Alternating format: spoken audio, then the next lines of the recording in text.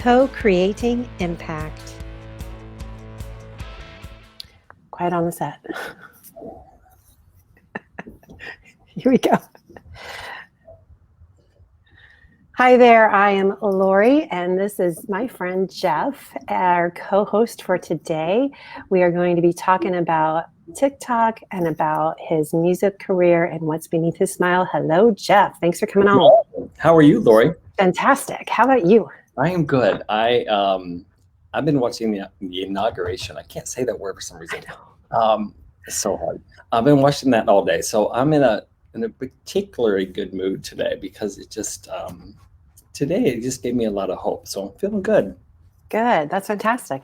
Tell us, first of all, a little bit about your music, what brought you to it, your upbringing, and where it all stemmed from. Oh, well, I was young. I was so young, and I was probably 4 years old, and we had, you remember tape recorders, and you had the little microphone to them. Gen Xers. I just dated ourselves. So anyway, I remember at the age of 4, we had just moved into the new house, and I had one of these recorders, and I sang the song, "I Write the Songs" by Barry Manilow. Oh, yes. And I gave it to my grandmother. And I don't know what happened to that tape, but I know she kept it all the way through.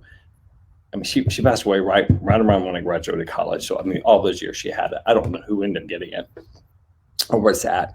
But anyway, so that was the first time I ever sang. And then when I was 5, my parents put me in piano lessons with my sister.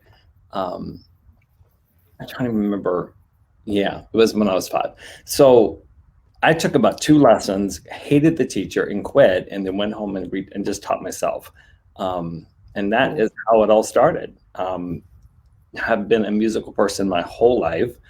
Always been on the outside and always misunderstood because I wasn't the kid in sports. I wasn't the kid I grew up in a really rural area, like north of Dayton, Ohio.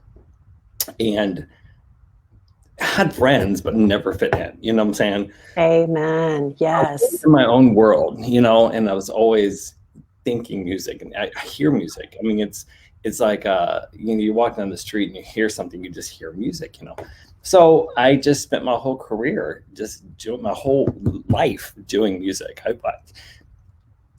Hard to say a career out of it. I mean, it has been a career, but it's my life. It's who I am. So this pandemic has been especially hard because it stifled who I am, not just what I do, and so it's been hard. But what I loved my whole life right there. Right. Yeah. And what I loved, because we met on TikTok, and when I went into your live and you're playing the piano, I just fell in love. I thought, this is my brother from another mother. He is everything. And I just adore your personality and the way that you shine when you're playing. It's a beautiful thing. It really is. When you really get into and you connect with that thing that you're created to do, the glow comes on you. I've worked jobs where I was in management or typically that, because I like to boss people around. But I would excel and do well, but I don't have that glow. I don't have that shine to me. You know what I'm saying? And when I'm on a stage or in a room with other people creating something, the collaboration effect,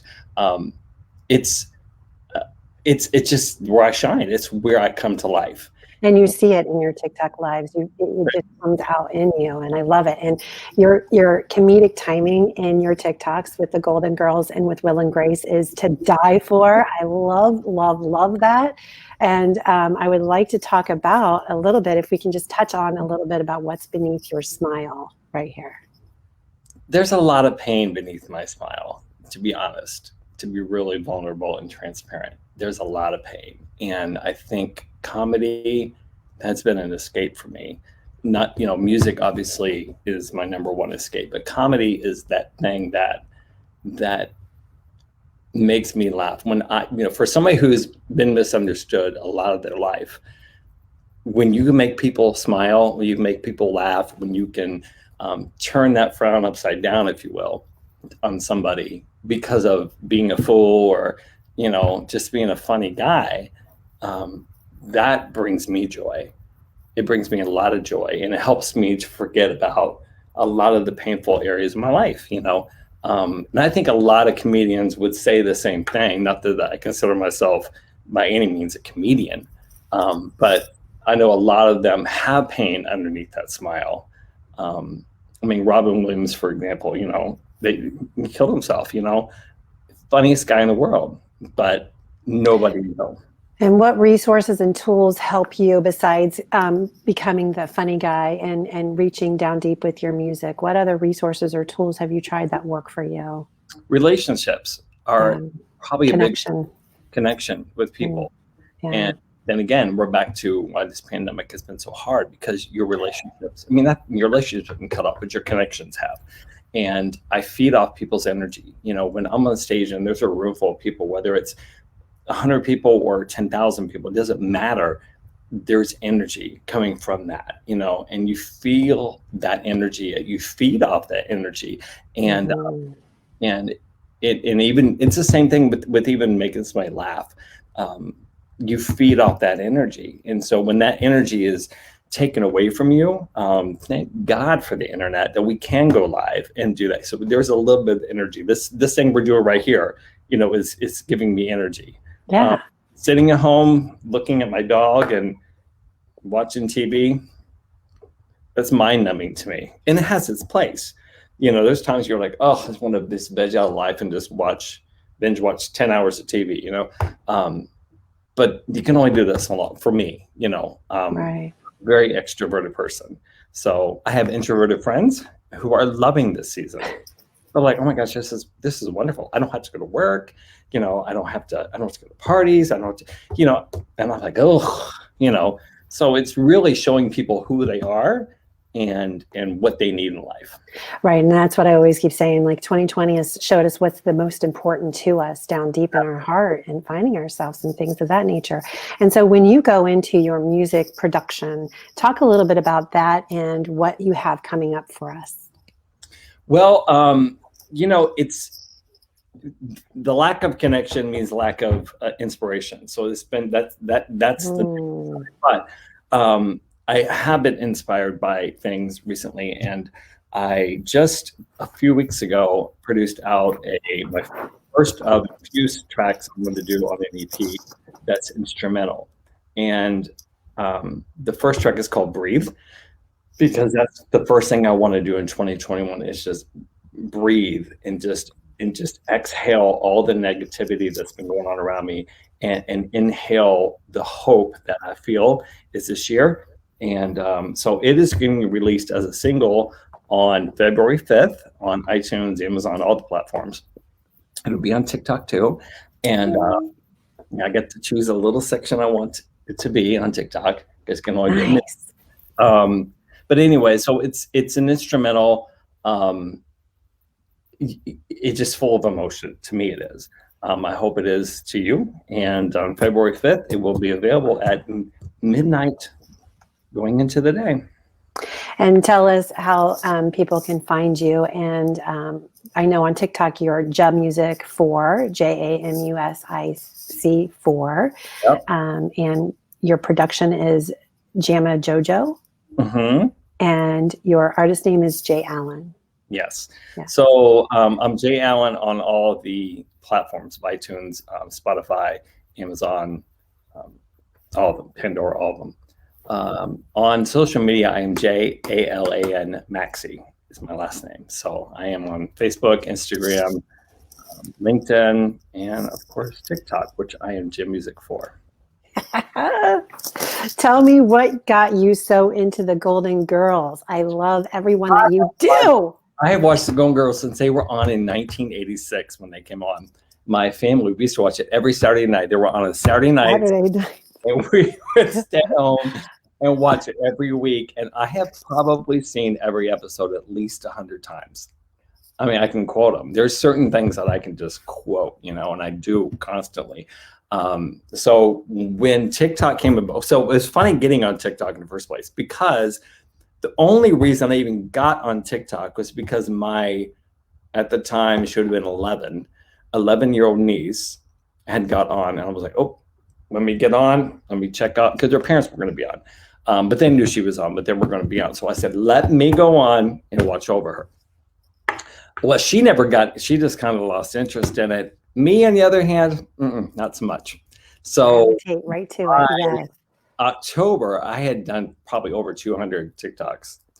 And I just went crazy with it. And everybody around me was like, oh my God, are you going to do more TikToks? I said, yeah. So anyways, I did them all the way up until about April, I think it was. And then, the pandemic hit into March and April. And then I just kind of, I fell off the wagon. I didn't do any. I didn't spot, once in a while here, like in May, June, July, August, I do 1 or 2 here and there. But I was doing probably 2 or 3 a day up to that point. And it was fun, but I just kind of fell off the wagon. And recently I've kind of got back on, I've done a few more. And I did a Karen Walker one a couple of days ago. Love it. Love it. Love it. My favorite. But part of the reason was because I ran out of the Golden Girls stuff, so I think I found a couple new clips. And then I've been Karen Walker, Jacqueline Carlin, that stuff from Will and Grace. They're my fave. I've been looking for absolutely fabulous clips too, because Patsy and Nadina are hilarious. Oh my gosh, yeah. Yeah, but yeah, Jack is my all-time favorite and Karen Walker of all time. I love Will and Grace, but the Jack and Karen are... Carlin. I mean, so a friend of mine who passed away a couple of years ago, actually, she was Karen Walker. I mean, we were Jack and Karen all through like the late 90s, before even Will and Grace came out. And when it did come out, people were like, oh my God, that's you. I've always been that. It's been kind of, everybody calls me Jack all the time, or Jackie. I love that. It's fantastic. Oh, that's great. So who inspires you? Who inspires me? Through my life, a lot of different people have inspired me. A lot of connections. I've had a lot of people in my life, from family to my nieces and nephews right now are such inspiration to me. The life they have in them, 13, 8, and 3. Ooh. And absolutely love them. Couldn't love any more if they were my own, and they are so inspiring to me. But honestly, consistently through my life, if I want to get inspired, I got to get out. I got to get out and people. I go to New York probably 4 to 5 times a year. Oh. Not last year, but before last year. And the city gives me, I used to live there too, but the city gives me energy. I mean, tons of energy. Just walking around the city, you're so inspired. Go through the park, just sit somewhere and meet people. I constantly meeting new people that, just inspire you, just their stories, and it's the connection with people. And that's the bottom line, the energy, the connection that we all have. And it's funny how places can give us energy. And I've felt it when I've traveled myself. You just feel that energy from the place that you're in. Jeff, you have been fantastic. I really appreciate you. I love everything that you do, and you're a wonderful, happy soul, and you inspire me and many people. So thank you so much for coming on. Everyone stay tuned with Jeff. I'll have all his links in all the appropriate places. Thank you, Jeff. Thanks, Lori. Bye. Brought to you by breaktherage.org and itstimesunshine.com, finding resources for health and mental wellness.